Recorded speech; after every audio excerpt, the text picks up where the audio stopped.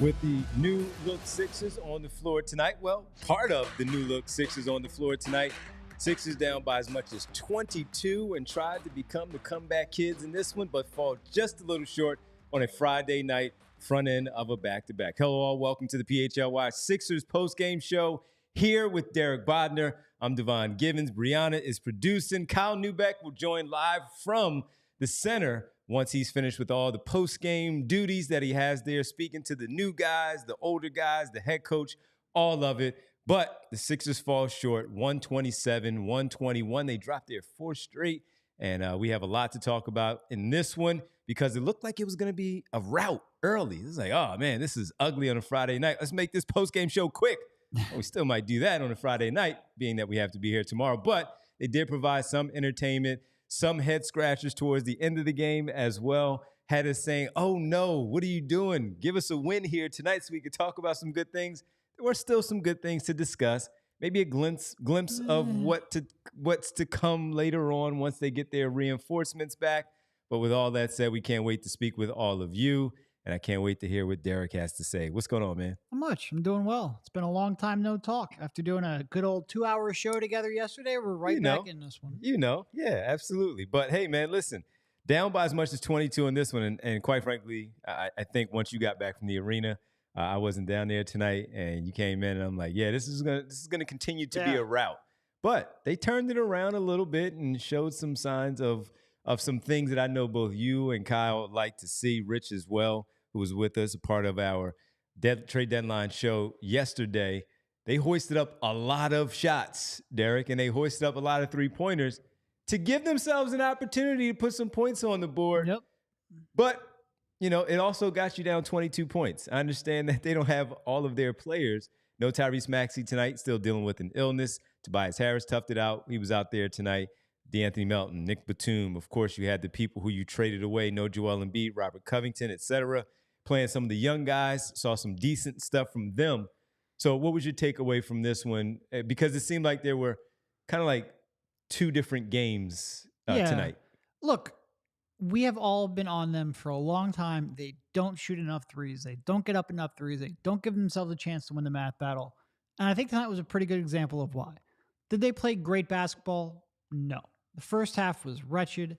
Offensively, they weren't getting into their sets.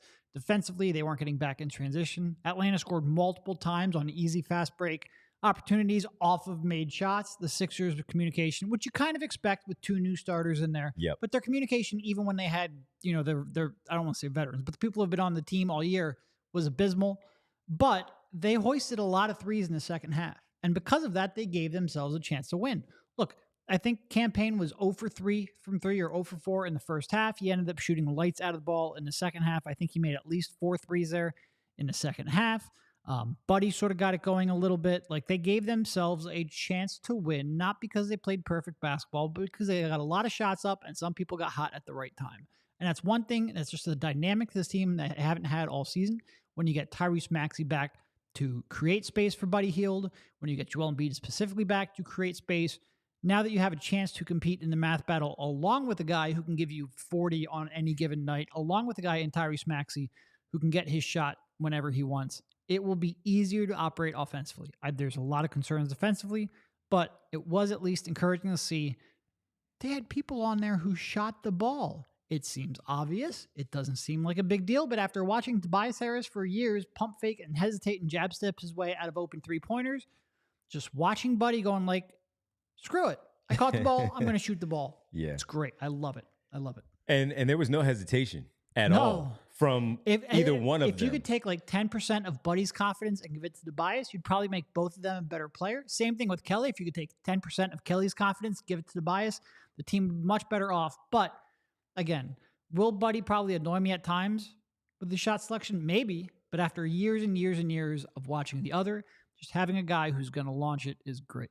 Excited for that. Yeah, because immediately I'm sitting there looking, Derek, and I'm like, all right, the first one goes to Cam Payne. He takes a wing three in front of the Sixers bench. He misses. Okay. But Hield then comes down. Oh, you're not gonna show me up. I'm gonna get my shot here. And you can see right away that those two, even though not that they were like conspiring and saying we were gonna take all the shots tonight since we were the two new guys, but you know how two new guys coming in. Yeah. They don't know the other guys either, but we're the two new ones.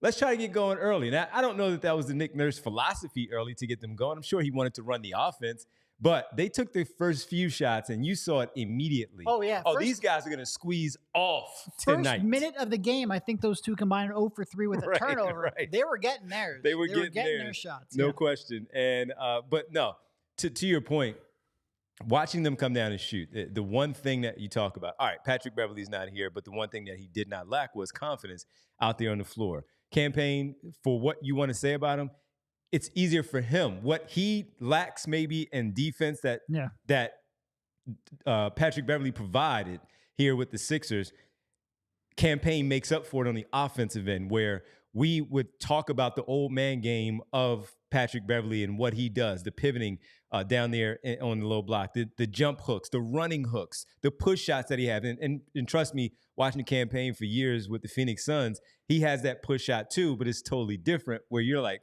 that's probably going to go in. Now, so with that being said, you could see those two guys are going to come in again and get those shots off. As Derek said, they're going to drive you nuts, Sixer fans. You've already seen enough of Buddy Hield, so I'm not telling you anything that you don't already know. Maybe you haven't seen a lot of Cam Payne, and I'm not saying that I'm a Cam Payne expert. I just know that I watched a lot of him during that time, and even after he left Phoenix with the Milwaukee Bucks this season also, he is a player who is not afraid to get shots up. And so with that, right now in this opportunity, no Maxey, no Embiid, and the way that they're going to have the ball and trying to get some things going, running that two-man game, running the dribble handoff, and looking for each other, they're going to get shots off. They're going to drive you nuts. Both of them are going to drive you crazy because even in this game, getting down to 22, there were spots during the totaling of the 22-point deficit that they had where I was looking at both Cam Payne and Buddy Hield saying, no, don't take that shot. But in the second half, as Derek alluded to, Cam Payne got it going. He started cooking. He was making point guard passes that he had a couple of guys with some good looks for some layup opportunities. Didn't always go his way, but he did make some good look. Like one assist early. He had Paul Reed cut into the middle of the lane, push out for Paul Reed. Easy 10-footer right there for him to drop. He's going to look for his teammates, but he's also ultra confident, super confident in himself as an offensive scorer, especially when he has an opportunity like this to play 30-plus minutes in a game. And when you don't really understand and know the plays, you don't know the playbook as of yet, you're just going to play basketball. And that's exactly what those two did tonight. Some semblance of basic things from basic principles of easy offense, pick and roll stuff, flare things, and of course driving and believing that you can get by your man, especially when your defender, his name is Trae Young, you're definitely going to feel good about your driving ability and getting to the basket and scoring. I'm not going to sit here and pump these two up and think that they're going to be saviors for this basketball team because as Derek said, with the 30 remaining games, 14 and 16 is a decent number. But you can see with the shooting, and then you see Kelly Oubre, Maxey comes back, that there's a potential that when teams are going to want to run and gun and try to score, those two, plus Oubre and Maxey, of course, and Harris, they have the ability to get a lot of shots up too, to give yourself a chance to win a basketball game. Yeah, and look, neither Cam Payne or Buddy were in the optimal role for them tonight. Like, they're not the kinds of players that you look at and you go, all right, our lead initiators are out, our guys that you want to create shots are out. Let's try to ramp these players up and have them create for the whole team. That's not really their game at all. They're not creators. They are finishers. They are floor spacers. They are gravity people. They play better off of stars than taking over for stars. So it was never going to be clean, in part because you don't have Maxey and Embiid to create space and create open shots, in part because they literally arrived today. Yep. Given all of those, I think you were probably okay with what you saw from them today, because at least you saw Buddy with the ability to shoot quick and early in transition, the sidestep three, the ability to attack a little bit off the bounce when there's a closeout to attack. You saw a glimpse of what he could do when he has a little bit more space. And again, both of them are pretty flawed players, hence why you can get them for second-round picks. Mm-hmm. But the question becomes, does what they bring mesh well enough alongside of Joel Embiid that this is the right spot to get the most out of them? And I'm interested. I'm really interested to see, because whenever Joel Embiid has a guy with real elite gravity, with a real quick trigger, that pairing tends to work really well. And there are, Daryl Morey spoke about it before the game, but he's talking about Buddy Hield and how there's teams fear Buddy Hield.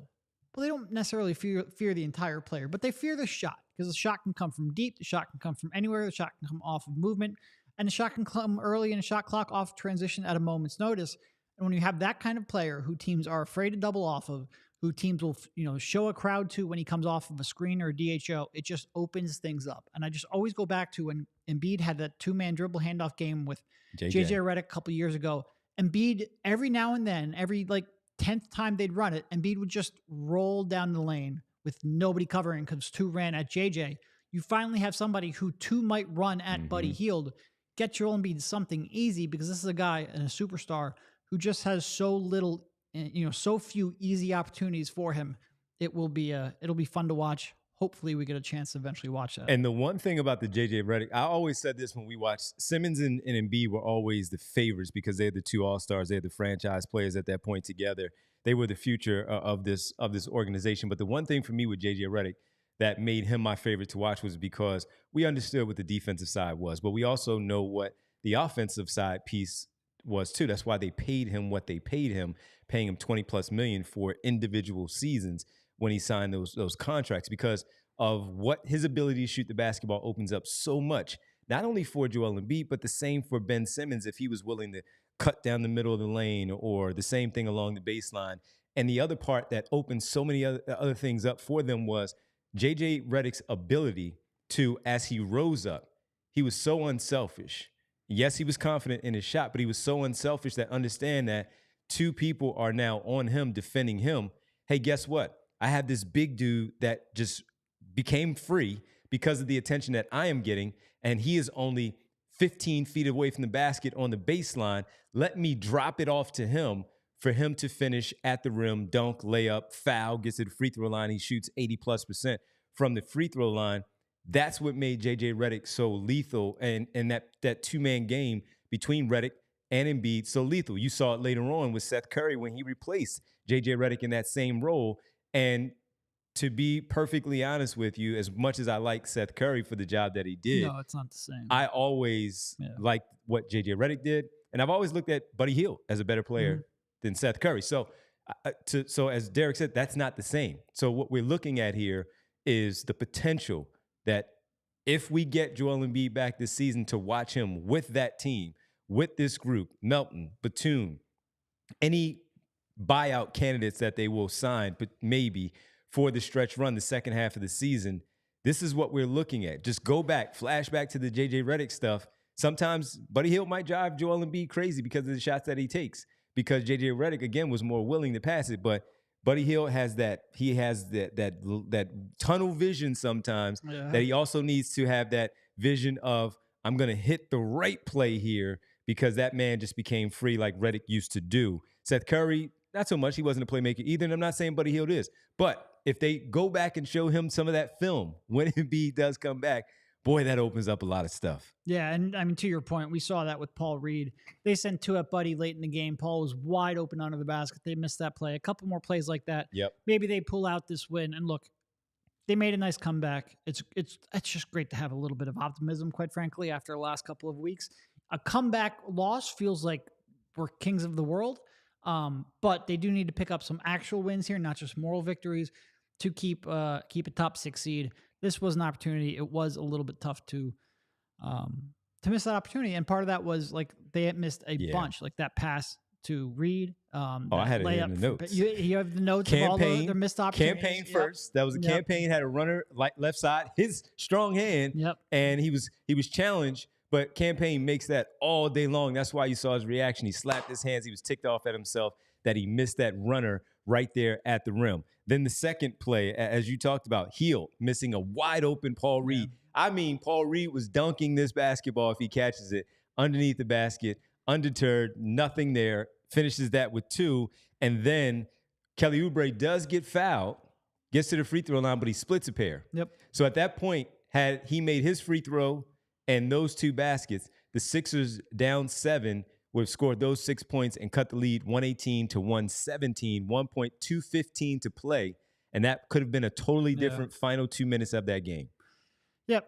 And like I said, given the comeback, you don't want to make too much of it. No. It was a nice comeback. But it was fun for us to sit there and break this stuff down because it was totally different in the first half. I didn't think the last 6 minutes were going to matter. Right. So it was a good surprise. But it would have been nice to pick up a win because they do need and to. Look, they do have another game tomorrow against the Washington Wizards. They better win that one because if you looked at their schedule after that, it gets tough exactly. real quick. So it would have been nice to see them pull this one off tonight and then get that one tomorrow. So it's going to be another free-flowing chance to look at the film for the new guys and also look at the playbook just a little bit. But they're going to have a bad team also on the second night of a back-to-back because they played Boston tonight. And with them playing Boston, they have to travel from Boston to Philadelphia. And it looks like to Washington. It looks like they're going to fall to the Celtics right now, trailing by 9 with 5 minutes to play. So there's that. There you go. All right. Before we get into any more of that, we want to make sure we tell you about Rocket Money.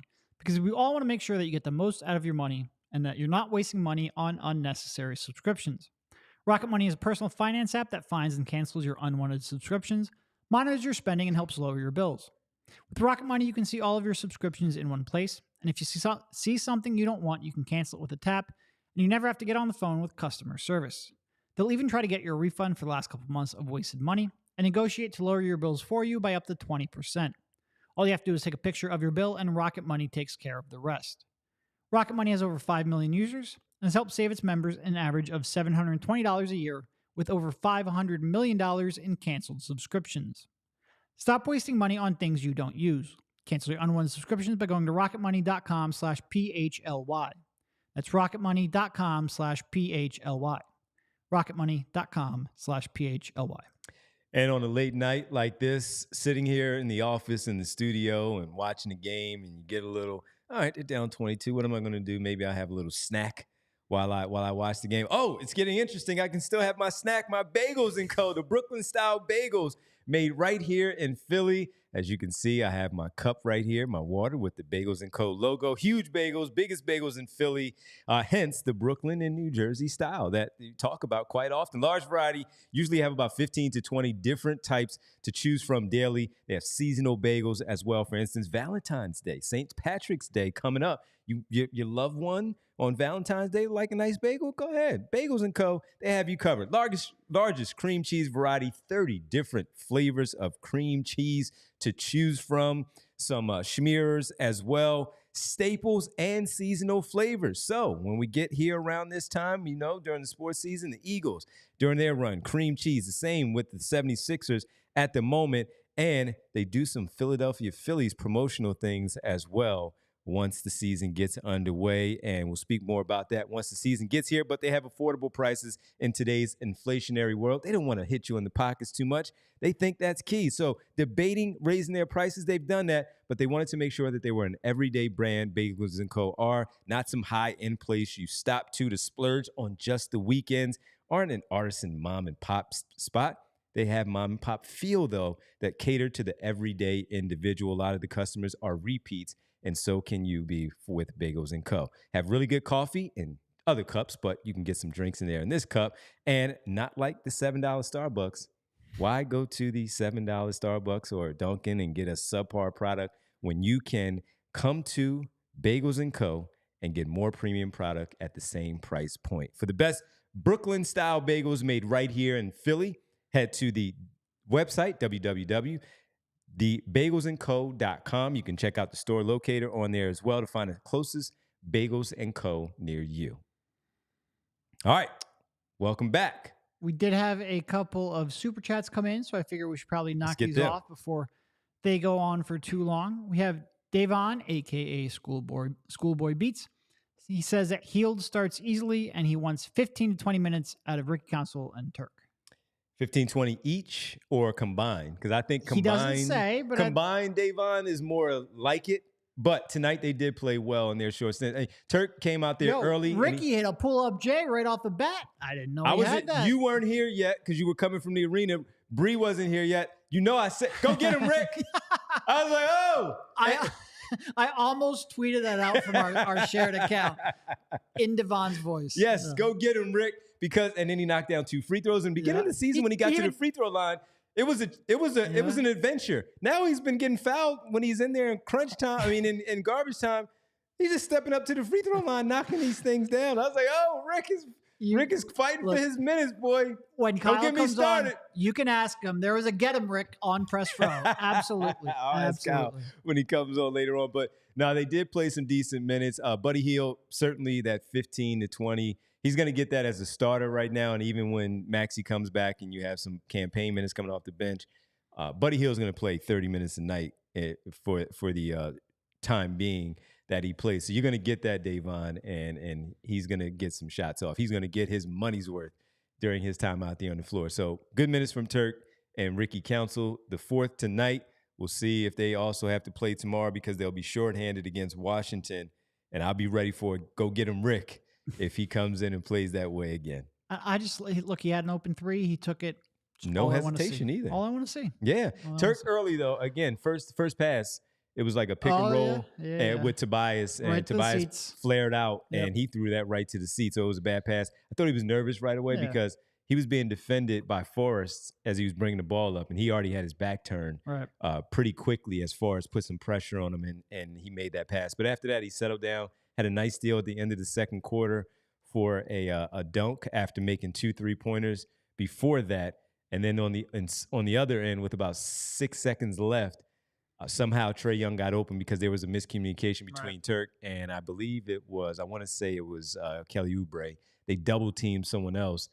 Trae Young wide open, knocks down a 3 at the end of the second quarter. But all in all, decent minutes from those two young players. I do think probably Buddy ends up coming off the bench if this full squad ever gets healthy. Yeah, for sure. I just meant in the But I mean, like long term, because I think that's maybe where his question. Because Melton's going to start. His defense is still there. Yeah, especially. And look, you're not going to take Harris or Batum out because you want their size. You need some, like having a Maxey, Melton, Buddy starting lineup is too short, too defensively challenged. So I think it only comes down to Melton or Buddy. I think they're going to bring Buddy off the bench, but we'll see. We'll see. You could always surprise us. Okay. Couple more super chats. Yep. Bernard McCoy. Need to realize that good NBA players need magnets like Buddy. Please stop trashing Maxey. Hard playing with non-shooters, even for Embiid. Agree 100%. I think our last couple shows have reflected that. I think we've spoken a lot about how there's no gravity, about how there's really nobody to alleviate any kind of pressure on Maxey. When other teams trap him, there's no one that you worry about beating him. I think we've beaten that pretty hard here over the last week or two. Bernard is probably mentioning that a lot for the chat and the commenters, but I think we are 100% on board. I think it's real easy. I've said it pretty much after every post game that Maxey's played here since Embiid went down, that this group is uniquely ill-prepared to try to ramp up Maxey in a primary creator role. Buddy will help, but he's not going to solve everything. Yeah, and when we have talked about Maxey needing to, we talked about his maturity, but when we've talked about him in these games where he struggled, we've simply discussed the fact that he's seen some different coverages, some different looks overall, and the fact that the length has bothered him sometime in these games. It's not to take away from the player that we think he is. It's just simply saying that there's still some things, even with the mature player that he has become, there's still some levels of maturity that he can find as a primary number one because Embiid is out, and still learning on the job as good as he has been this season as a point guard. So for the people who do bash Maxey, maybe Bernard's talking more to them than he is talking to us. Yep. But I understand and agree completely with you about having that type of help with him out there on the floor now. By the way, Barb says every time we do those Bagels & Co. commercials, makes her hungry. Barb, find the nearest location to you and go get some of those Bagels & Co. Bagels with some cream cheese and whatever you like for your bagels. All right, another super chat. Let's go. What up, Al? Is it time to start worrying about Melton? Yes. Al, it's been time to worry about Melton. Look, the moment you hear back, I get worried. Especially now as I'm aging into, we don't need to talk about it. I hear back, I get concerned. You hear that this is a back problem, back soreness, discomfort that was causing him discomfort last year, and now it's back. 100% I'm worried. And then you add in how long he's been out, how much there was an initial attempt to try to get it under control back in, was it December when he started missing games? Yes. Came back, had to take more time off. When he first started taking more time off the second time, it was like it might be a couple game thing. The next thing you know, he's out for a month. Yeah, no, I'm concerned. So let me ask you this, because it coincides with it. Trading Jaden Springer, knowing that you're dealing with a back injury, why do it? Especially if Ricky Council is not ready for those types of minutes, and you may not go deeper into your bench unless it's Kelly Oubre that's going to step in there and start, et cetera. Why do that to at least not have that in your back pocket in the event that you need those type of defensive minutes just to pressure, because he's not going to start, but you can still call his number to come in and be that defensive guy to hound, pressure, whoever it is that he's guarding. I mean, the easiest explanation is they just don't believe in Jaden Springer offensively at all. They don't trust him. They don't believe in him. They don't think he will get to where he needs to get in the next year or two. And they just, like Nick Nurse isn't going to play him. I think. I'm saying that to say they know what Melton's back injury is. Sure. How bad it is. But they still made that deal to get a second-round pick and feel like we're good enough, we're okay still sending him where we sent him, and also knowing whatever it is that's keeping him with his back, Melton, off the floor to make that move. And look, I think they made the move. And Daniel House Jr. Yeah, I think they made the move for a number of reasons. And that doesn't mean I agree with it. In fact, I don't. Yeah. First, I think they want the second-round pick, which, it's coming from Chicago in this year's draft. So that's going to be, early 40s-ish, early like 41 to 45, somewhere in that range. Not a great pick. I don't think Daryl Morey has any real interest in making a selection with that pick. In fact, he spoke earlier today before the game. There was a press conference that he held where he talked about they think that they can use that pick to get a contribution in an earlier time frame, and I'm paraphrasing here, than they would have gotten a contribution from Jaden Springer in the playoffs. Mm-hmm. And he doesn't mean selecting a player and developing. He means trading that pick. They think they can use that to trade for a veteran, somebody who can help in an earlier time frame than Jaden Springer would have helped in the playoffs. I think there's a little bit of truth to that. I don't think that's the full story, though. I think they also want to create cap space next summer. That's $4 million off of the books. And I think they also want to create space under the luxury tax. That's another $2 million in luxury tax space or space under the luxury tax line. I don't think Josh Harris wants to go into the tax. So they currently have 3 open roster spots. You probably see them try to sign 2 buyout players. If you don't trade Jaden Springer, you might only be able to sign 1 buyout player, and they probably think they get somebody on the buyout market they trust in the playoffs more than Jaden Springer. And again, I don't necessarily like any of this philosophy because at some point, especially in a salary capped league, you have to develop your young players and keep them around on cost controlled deals. We're looking at it with Isaiah Joe. You're paying $18 million and 3 second-round draft picks to get Buddy Hield because you gave up on Isaiah Joe too early. Do I worry a little bit that they're doing the same thing here with a very young 21-year-old Jaden Springer, who right now could be certainly a top 10 perimeter defender? I think he has that kind of upside right now as a man-to-man defender on the perimeter. Yeah, I worry about that. Okay. I worry that they get a little bit too short-sighted with some of these young guys and say, look, if my coach isn't going to play him, then I'm going to trade him, create some flexibility on their luxury tax so we can go out and get another buyout guy and a second-round pick we can trade for another veteran. Yeah, I don't necessarily love that philosophy, but I think that's where they're at. Okay. All right. And if it's Kyle Lowry and we are going to watch Melton deal with his back injury all season long, I'm just jumping and projecting out right now. I want to ask this question because who is your second backcourt starter with Tyrese Maxey in the event? Because we talk about Melton with his defense and all. Is it simply Kyle Lowry? And then Cam Payne becomes your primary backup off the bench. Still, 10, 15 minutes? Buddy Hield coming off the bench, Kelly Oubre. Those are your guards and wings right there. Yeah. Is it Kyle? This is all hypothetical, folks, so we're just messing around here because the back issue, as you just said, it's really serious. Dating back to last season. He's missing games right now and has missed a number of games. And they said that he may come back after the All-Star break, not even before the All-Star break. So I'm just saying that. Is there a possibility that that's what the backcourt looks like if Melton cannot go? Yeah, I don't know. Lowry and Maxey together. As the starter. I think they would probably start Buddy in that instance, but it's not. None of the options are great. Like, you just don't have a defensive option to really throw in there. Like, everyone, and Lowry used to be a good defender, but at this point at 37, I don't have faith in him.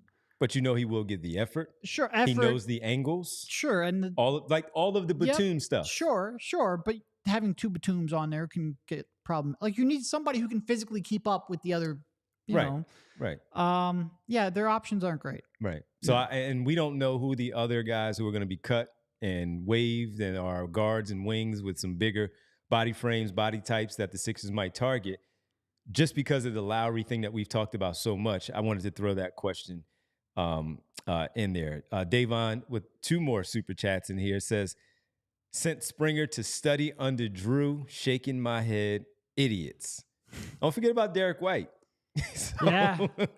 No. Don't forget about Derek and Al Horford. Forget about positionally.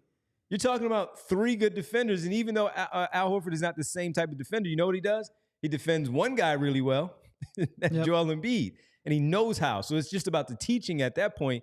To your point, Davon, and man, did they send him right to that spot. And it was reported also that Sam Cassell was one who vouched for him when he was approached about Jaden Springer, should we make this move? Brad Stevens, Tyler Lashbrook also up there, another also former on the Sixers. staff, and they vouched for him, and they said they must have said some good stuff about what they dealt with while they were here with him together. Yeah.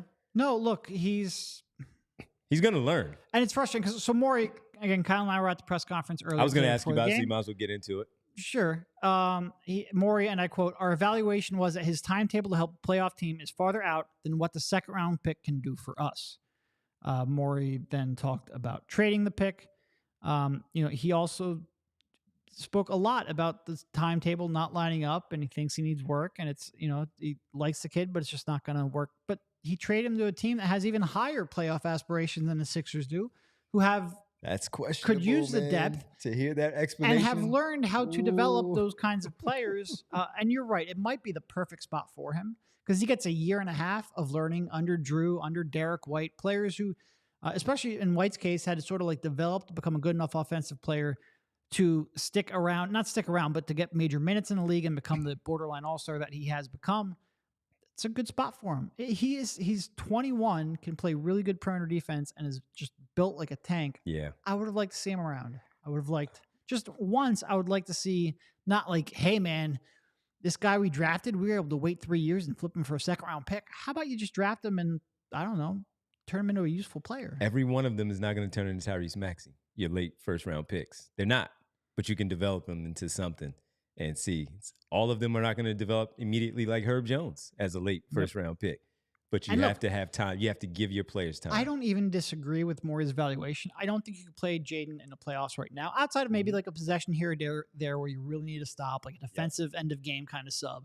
His offense was a little far away.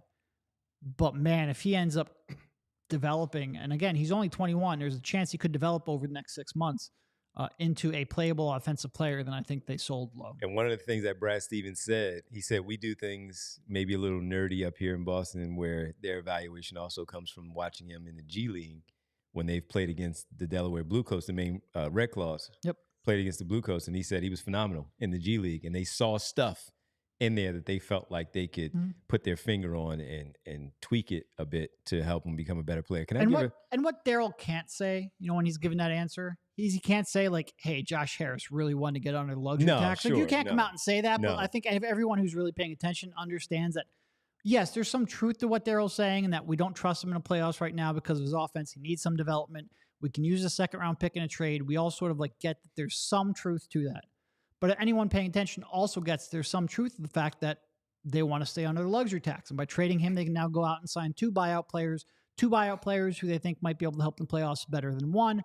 That's part of it too. But you also, you've got 3 open roster spots. You could have kept Jaden Springer and signed 2 buyout players. You just had to be willing to pay a luxury tax. But Daryl can't go out and openly say that. So that's why you will say, like, you'll see reporters say like, oh, this created salary cap flexibility for the Sixers. No, it didn't. It created some space under the luxury tax. And that will end up like when they traded D House and got under the luxury tax, that ended up saving the Sixers $18 million.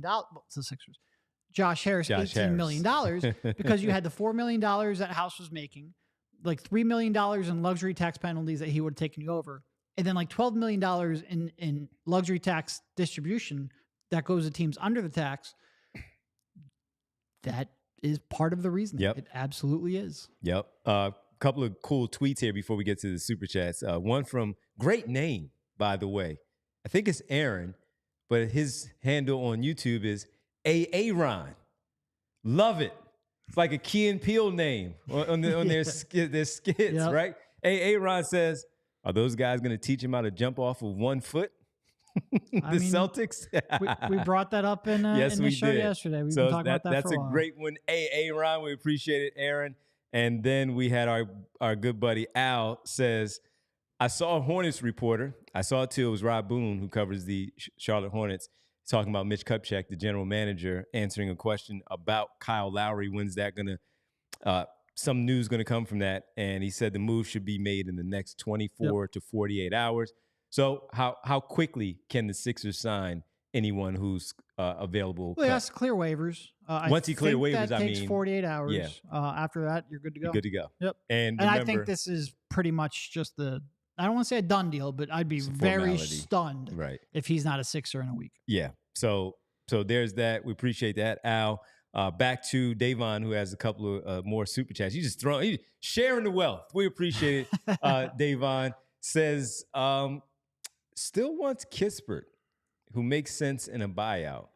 I don't know that they will buy him out because he's not a situation like Killian Hayes where he hasn't done anything with the Washington Wizards. Or I saw another one that was James Bouknight with the Charlotte Hornets. Done nothing with the Charlotte Hornets. I still have interest in him a little bit, but he just certain players don't need to be in certain situations. Yep. Just saying. So maybe a developmental guy type of thing with him. But Kispert, I don't think he will be bought out. Dayron, sorry to burst that bubble, at least from my perspective, because he's still a valuable player, can play some decent minutes or good enough minutes with the Washington team. And they may have the ability to trade him at the draft or somewhere around there in the offseason where that may be a deal that's done later on for them. I like Kispert. We talked about them when I just got back in December, and I like Kispert more than Derek and Kyle did, but they didn't just flat out dismiss him. I just think I liked him a little bit more. And Davon, I think we're in the same ballpark there. Decent frame, can shoot the hell out of the basketball. Yeah. So and he's still he's an older player in terms of staying in school as long as he did, but he provides what we've been talking about, and that's that shooting. And one more from Davon. It's been the Davon Super Chat night. It really has. You know what? You get an early for that. Critics of Springer and his offense forget about Jimmy's, talking about Jimmy Butler with the Bulls, his first 2 years in Chicago. Jimmy was the 30th overall pick for the Chicago Bulls out of Marquette, and he did have to develop his offense. The difference is he spent 4 years at Marquette, and he had a different he already had a different skill set at that point. But you're right to your point of the development where he really had to earn those minutes, earn that time with that team, and develop his offensive game overall to become, quite frankly, a Hall of Famer for where he is right now. So yeah. What do you think? Look, I think there's a couple things. First of all, I think Butler showed more as a scorer at Marquette than Springer did in Tennessee. And that's not fair because Butler was there for, I think he played 3 years, but he was a senior. He was a senior. Yeah. Jaden, obviously only there a year. He's still younger, I think, now than when Jimmy made his NBA debut. So it's tough to compare those two. Mm-hmm. But when I remember scouting Jimmy, you thought he had talent. He showed real ability to drive, get to the paint, get to the free throw line. Wasn't near the playmaker he is now. No. He's grown a lot in that regard. He's grown as a shooter when he doesn't take months off from shooting the basketball. I think he was a more natural scorer even when he wasn't a big time scorer in the NBA yet. That being said, like Jimmy Butler's development over the years is very outlier, very edge case. There's a lot of players you can say like, hey, look at what Jimmy did. Maybe this guy can too. Well, the truth is if you get 100 players who had Jimmy Butler's profile, maybe 2 of them end up having the career that he had. It's hard to bank on Jaden Springer being one of those 2. That being said, whenever I have a guy like that who has a clear, identifiable NBA skill, and in Springer's case, that skill is half of the game, I'm always going to have a little bit of interest in keeping him around and not selling him for a relatively easy-to-acquire second-round pick that you can get $1 million. That 42nd or other 44th different ways, pick, you can probably end up buying one of those in June. I'm just not like, yeah, you get a little bit of flexibility. You can use that to trade. Really, it comes down to the fact that you can get another guy on the buyout market while staying under the luxury tax. That's just not compelling to me when I have a guy who I believe that much in on the defensive side of the court. Am I going to like raise a pitchfork and really get angry about it? No. Like, I don't think Jaden Springer was going to help you this year in the playoff run. I'm not even telling you he was going to help you next year in the playoff run either. I just think he was worthwhile keeping around on the roster to see if he could. Yep. Kev Simon says, trying to compare Jimmy to Jaden is nasty work at any level. I mean, it's like I said, if you had 100 players who came in the league with Jimmy's profile, 2 of them might end up becoming the kind of player Jimmy was. You just can't bank on it. Yep. Kane says, I hope Lowry doesn't get a lot of minutes. He's going to get some minutes if he's in this uniform because they're going to need him, quite frankly. Yeah. You're going to need some perimeter help defensively, not just to help as a secondary ball handler for Tyrese Maxey, but you also need that because of the fact that the experience, the playoff experience that he has, championship that he won, all of that stuff, and he's going to be out there to help with shooting, running the offense, all the things that he does. And yes, Al, I thought someone stole the bell. We thought so too. Yeah. But Brianna found it. Bree found it in the other studio. They hid it from us. We spent a week accusing our coworkers of theft. And we just forgot where we put it. For a $5 bell. So we apologize so that's on us. Yep. To everybody here at PHLY, our family. We're sorry. Bagels on Bagels & Co. for us blaming you. So there's that. I wanted to ask you this. We got a lot of people who still want to get chats. We'll check in with Kyle in a little bit. You were at the press conference earlier with Daryl Morey explaining it's always the post-trade deadline press conference. You spoke about the Jaden Springer piece. The Buddy Hield part with what he said about everybody's deathly afraid of Buddy Hield, fearing him out there on the floor because of his shooting ability. What are some other things that stood out? Anything that stand out with the campaign piece? And did he even get into the buyout situation at all? He didn't really talk too much about the buyout situation other than the fact that, that was an option for them. Mm-hmm. He did mention that they wanted to get a backup center. Didn't directly talk about who that might have been, but that Embiid's injury, he was basically asked whether or not Embiid's injury played an impact or a role in their trade deadline activity or what their goals were. And he said, for the most part, no, that they were going to try to improve the team with, whether Embiid was injured or whether he was still healthy. But that the one way it did impact them is that they were hoping to get a backup center to add while Embiid is out. That didn't happen, so we'll see whether or not that does anything with the buyout market. But no, for the most part, I mean, it was, mostly about Buddy, mostly about, honestly, quite a bit about Jaden Springer. That was certainly brought up. Those were probably the 2 major focal points, for sure. Okay. Yeah, I was curious since I wasn't there. It was only about, I'd say about 15 minutes or so. Yeah, and I was just really curious to see what he had to say. We did post it up. The whole press conference is up at PHLY_sports on YouTube. So be sure to go check that out. And of course, if you're not already subscribed, then subscribe to the channel because we post stuff like that. And also, of course, you get to see our shows. Absolutely. And we'll be back tomorrow. Of course, we're not going away. Just letting you know, we'll be back tomorrow. Doubleheader, back to back. Not a doubleheader, back to back. He did also address the Pat Bev comments. Okay. Yeah. What did he say? He just basically said that, look, we were... when we had that conversation, there wasn't a deal on the table. Then it became obvious that Pat Bev was going to have a decreased role, so we thought it best to put him in a spot where he had a chance to play because we know that's important to him. That's the general gist of that one. Okay. And while we await Kyle, can I throw a couple of names at you for some buyout names? Sure. Just you give a yes, no, short explanation. Oh, Kyle's here? We'll do that a little bit later then since Kyle's here. Why don't we just put him on hold for 5 minutes? Waste a little bit of time for him? Hold, please. Bring him on. Hold, please. Let's go to the arena. Check in. Kyle shaking his head. He's like, look, man, it's a Friday night. I had to watch bad basketball in the first half. Can we get to this? You got to replace me with a buyout guy, I guess, apparently. If you're skipping over me to talk about buyout players, I don't know. Well, Kyle, I mean, we'll start. First of all, it was an ugly basketball game in the first 24 minutes where the Sixers were down by as much as 22 points. Saw some flashes from a couple of players, most notably your guy, Turk, with a steal at the end of the second with a dunk right there, and then a defensive breakdown on the other end, give up a Trae Young 3, but it happens. But that being said, your first impressions of Buddy Hield, Cam Payne, and what they did to really also help in the second half to bring them as close to as much as, what was it, 4 in the late part of the game. Yeah, they made it a game. I mean, Cam Payne played about as well as you could probably expect for a guy put into the position of being the starting point guard on a new team with none of the best players healthy, right? Or I guess, Tobias is healthy, but and no plays to run. Yeah. just Well, so no plays to run, but Cam Payne pointed out, and Nick Nurse actually had said this before the game, that he played under Adrian Griffin this year, and Adrian Griffin used a lot of not only the Nick Nurse plays, but Nick Nurse terminology. And Cam actually had a training camp with Nick in Toronto at one point. So he was probably a lot more familiar than the average guy would be getting dropped in here.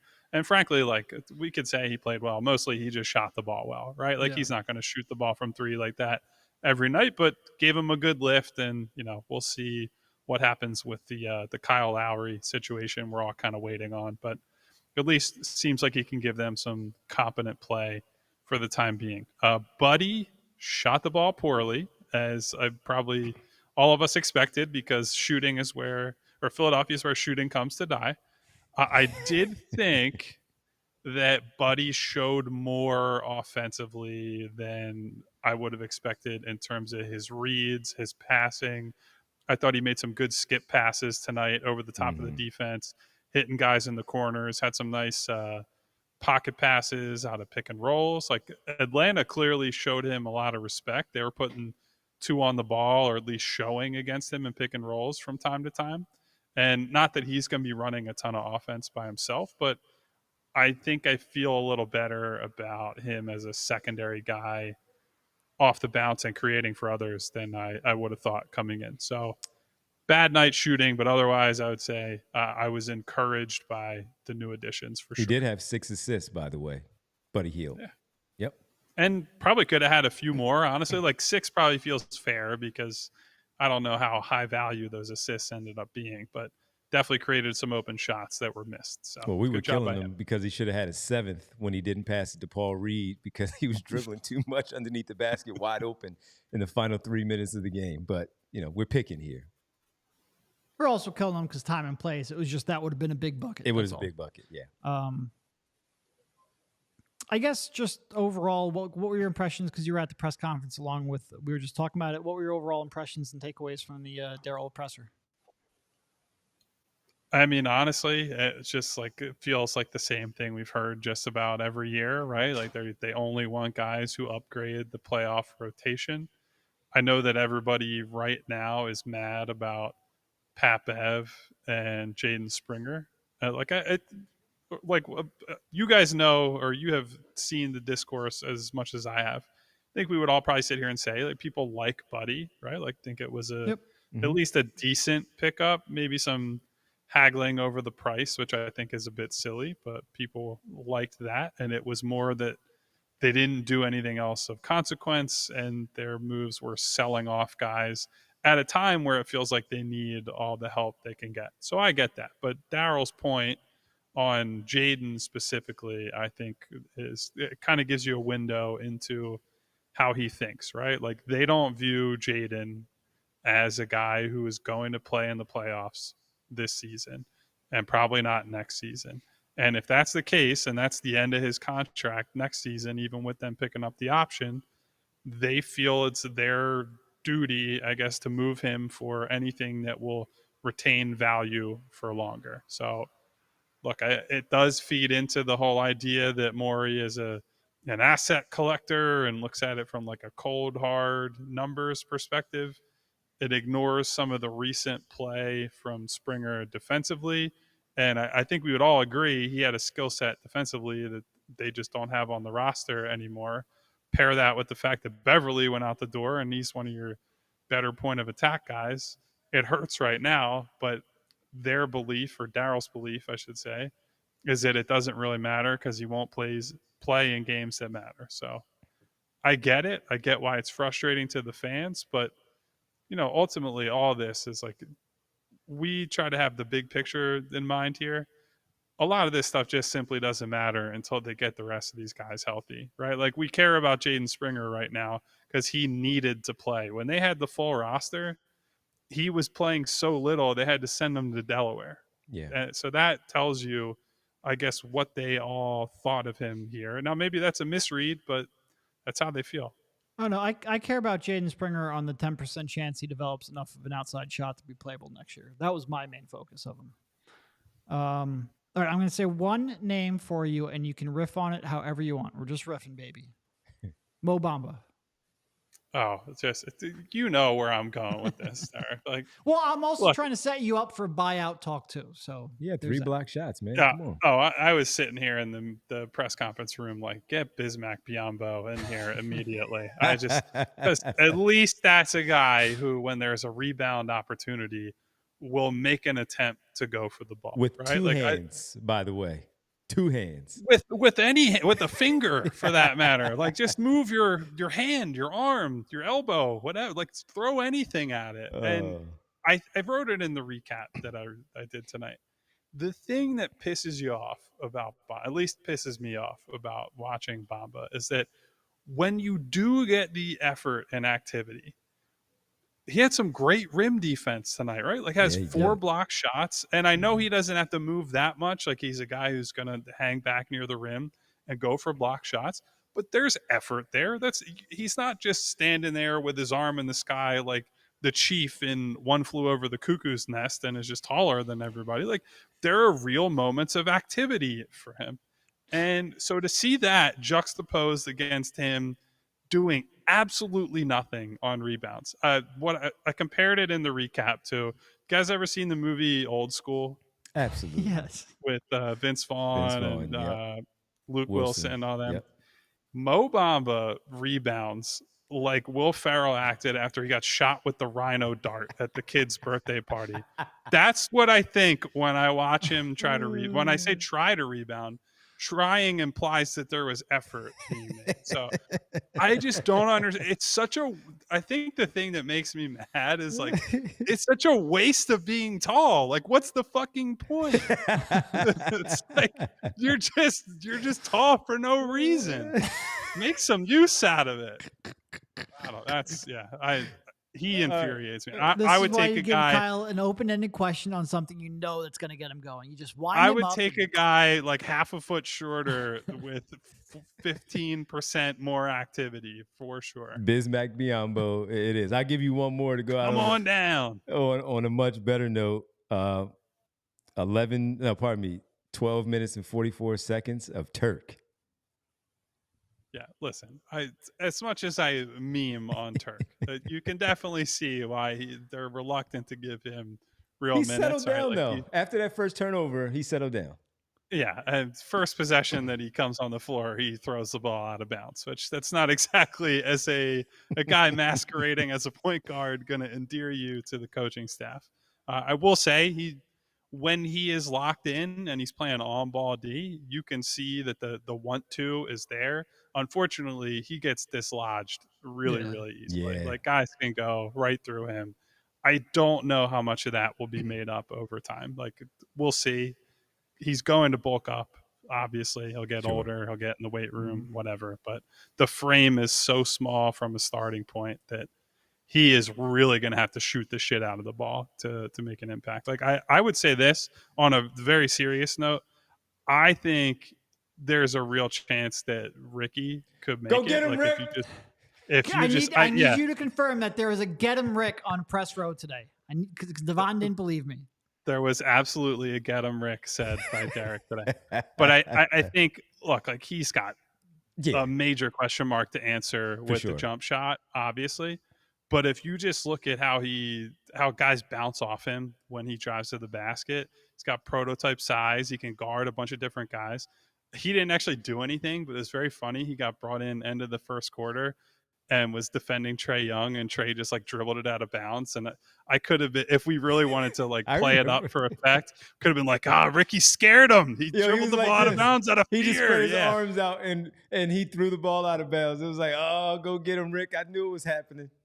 But like, look, he's strong already. He's got a big NBA frame. He moves well side to side. He's got good vertical explosion, as we see when he goes up for dunks and tries to finish around the basket.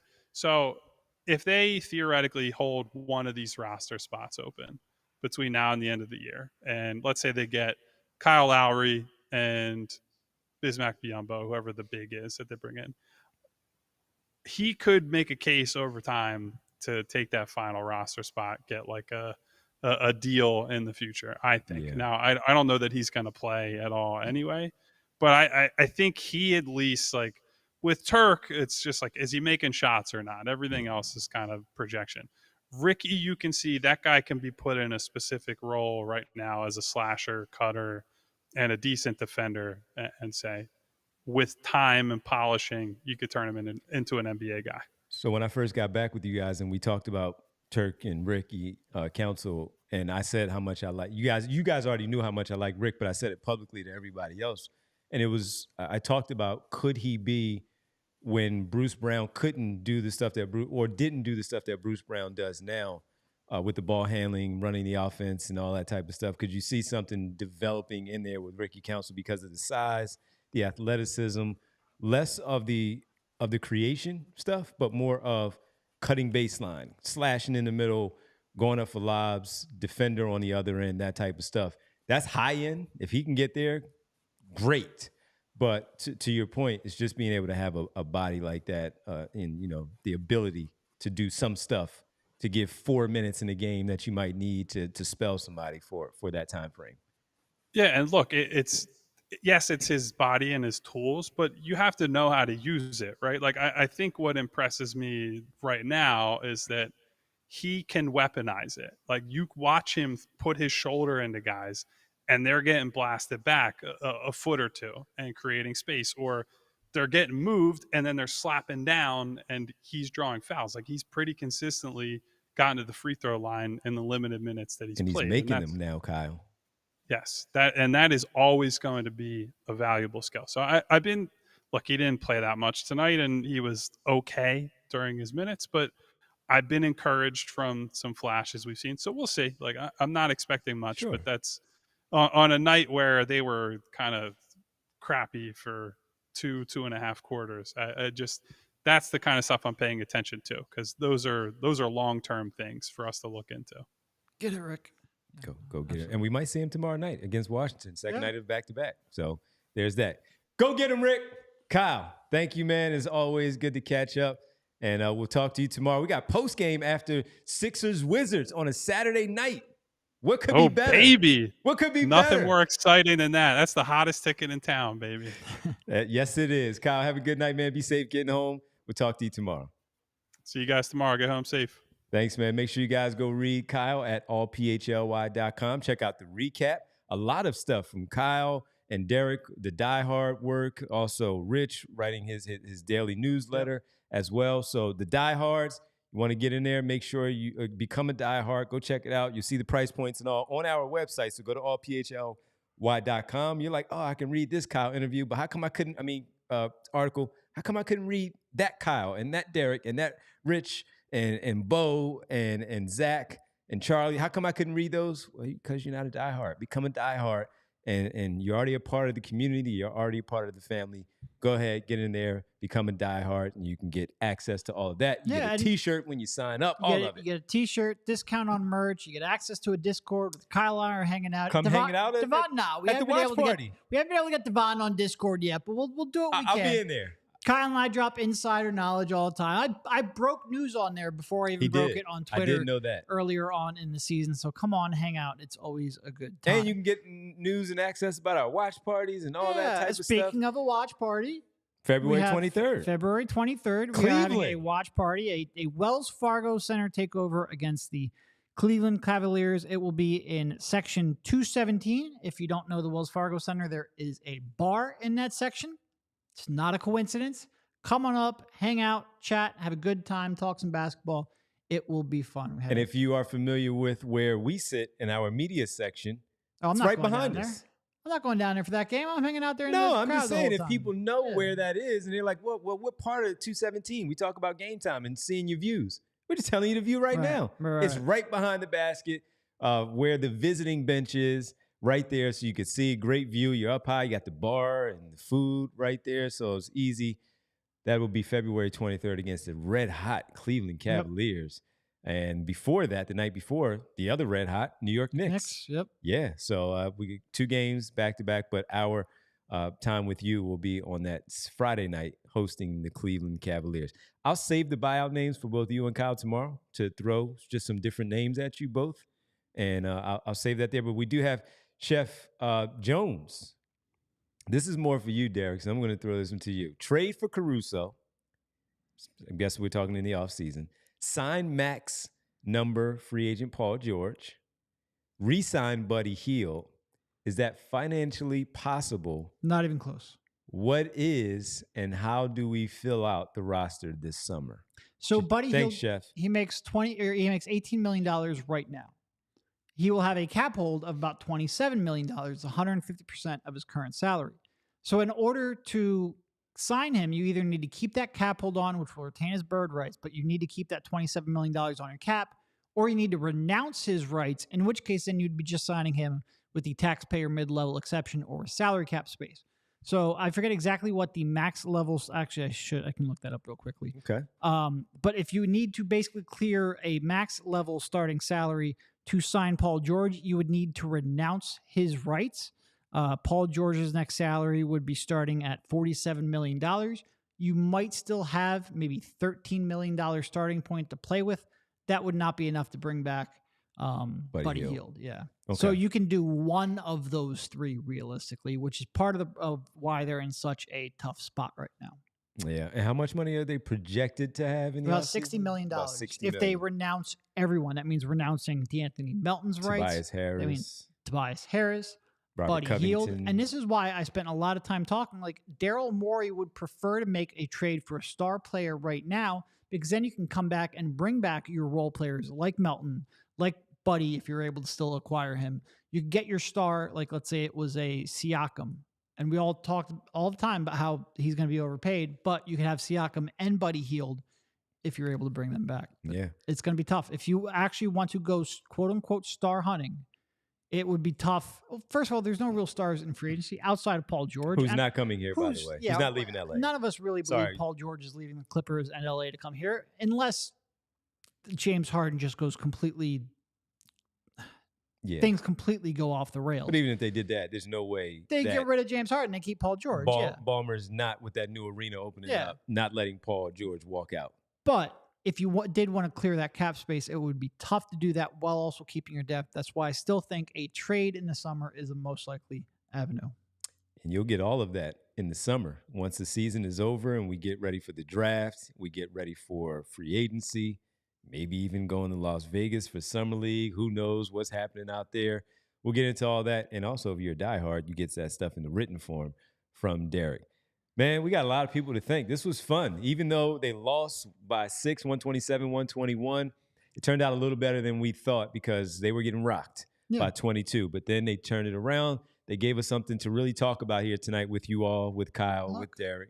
We've been talking about nonsense basketball for so long. We got like maybe 15 minutes of game time where it wasn't nonsense basketball, and I'm freaking tickled pink, man. This was perfect. Look, we just did a whole, 4 minutes with Kyle and Derek on Ricky Counts of the Fourth.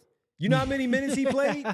He played 6 minutes and 35 seconds tonight, and we got that type of content and that conversation out of it. This is why you come to PHLY Sixers podcast and, of course, the postgame show. We thank you all for hanging out with us. Let's thank some people. We got a lot of people in the super chat tonight, all of that. Davon was getting with a whole bunch. A whole bunch. Chef Jones, I know, had a super chat in there.